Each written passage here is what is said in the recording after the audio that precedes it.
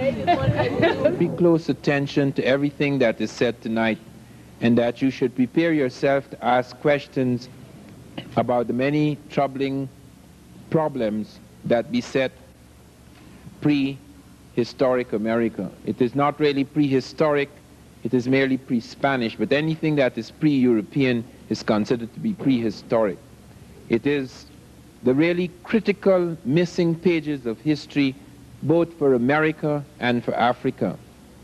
And what I want to do tonight, apart from touching on what we have seen within the last day or two at Mitla and at Monte Alban, what I would like to do is to go on to make a summary of what we have achieved, what we have seen, what we have witnessed in the last week in Mexico. We began in von Wuthenau's studio. Make no mistake, there is no studio in the world where you will find such a collection of African physical types in ancient America. Many of you have not had the opportunity to examine closely at leisure all the pieces in that collection.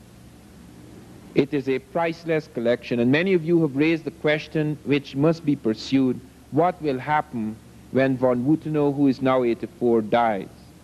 What will happen to a collection which is of tremendous significance for us, blacks throughout the Third World? Because the likelihood is, as has happened in previous centuries, the likelihood is that all of these marvelous pieces which we have seen, and which we have not yet had time to photograph completely and to preserve, may disappear.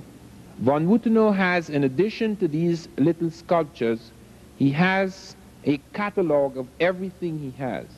Brilliant photographs taken by several professionals over the years.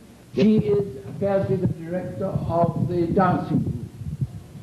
And this is a man, and his features are Totonac. They are not Negroid, but they paint them with chapopote, so it is a warrior who is black.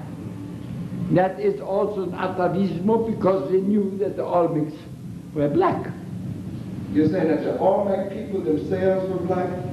No, well, this one certainly was black. You see, you can't see. And here is the proof for it. It's one of the best proofs I have. This is a figure made that is between the Olmecan period and the Totonacan period, transition period. And this is an Olmec sculpture, and to be black, they covered it with tar. You see, it's a stone head, but it's covered with this tar. So not only the features and the thick lips come out primitive, but it is made black.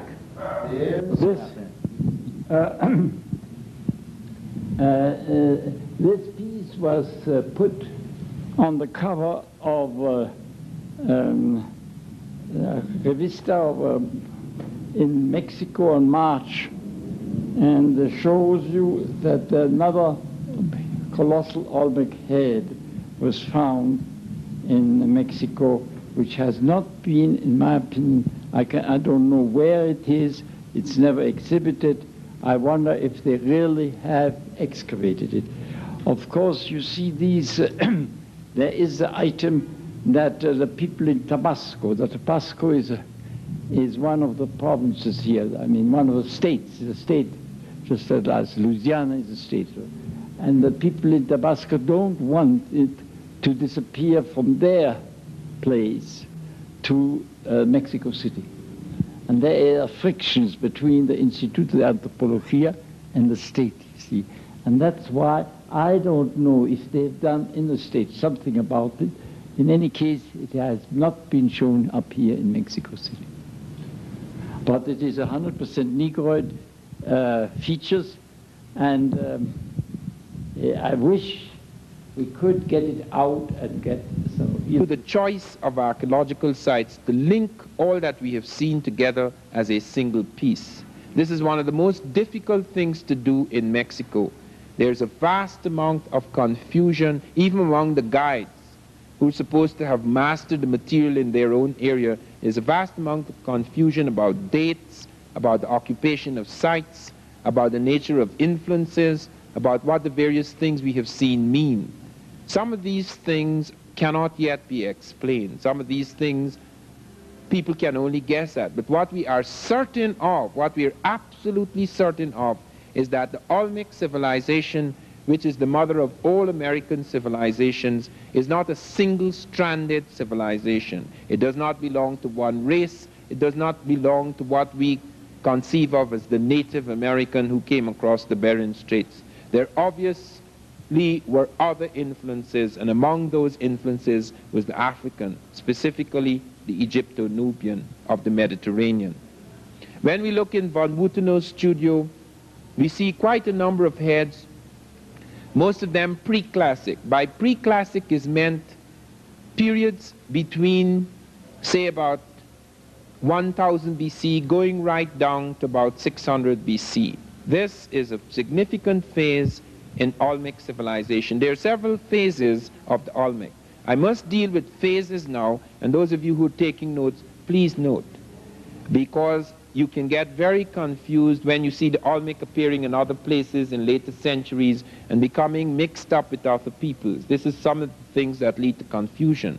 We must understand that in the capitals of the Olmec world, in the Olmec morning or the morning of that Olmec world, you have people coming into the site, occupying these sites as early as 1200 BC at La Venta, the holy capital, as early as 1500 BC at San Lorenzo.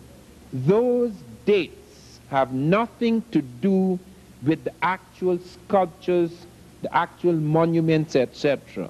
People walk into a site and start to occupy it because they find there is land there, they can plow the fields, they can grow crops, they can eat, etc. They don't just walk in today and tomorrow they start building colossal sculptures and massive ceremonial platforms and pyramids, etc. So when people come into a site, has nothing to do with when the flowering, the high point, the climax of the civilization occurs. The Olmecs came into their sites pretty early, as early as 1500 BC at San Lorenzo, as early as 1200 BC at La Venta. You must look carefully at this map and see the diamond points. Those are the capitals. And those diamond points show you where the Olmec first made their major settlements. Now it is as early as 1858 that Mexicans became aware of these sites. Remember that just like in Egypt, a great civilization flourished and then died. And then people forgot all about it. The pyramids lay under the sand, the Sphinx lay under the sand. Something stood there like enigmatic witnesses of a glorious past. But many people continued to live for centuries without recovering the majesty of that civilization, without being able to go back to their roots. This is what happened in many of the great cities of the Americas. That for a long time, for centuries, a shadow fell upon this world.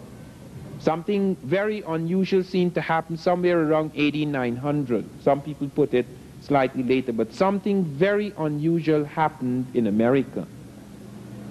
It may have been some kind of cataclysm, it may have been an epidemic, it may have been the upheaval, some revolution in which the elite was overthrown and many of the marvelous statues and many of the marvelous platforms were abandoned. We do not know exactly what happened. It was suggested by Victor Damas at Palenque that there was an epidemic of cholera and that could account for the disappearance of people. And that may be a plausible explanation for the disappearance of some of the people from the Mayan sites. But when we come to the Olmec morning, which I want to dwell upon because it affects everything, when Michael Coe and others speak of the Olmec as the mother of American civilization, they are really stating the whole thing in a sentence. It really is. Because in the Olmec morning, on that great platform at La Venta, we find quite a number of things that is to affect the civilization centuries afterwards. But let me come back to 1858. 1858 was the discovery at Tres Zapotes of a stone head. Now this is the stone head. This is the first head to be discovered. Now look closely at this head. When the Mexicans saw this head, when their scholars saw this head, scholars like Orozco Ibarra, Jose Melgar, etc., they were absolutely convinced that there were Africans in America at some ancient time. Why were they convinced? They were convinced by two things. By the African physiognomy, the nature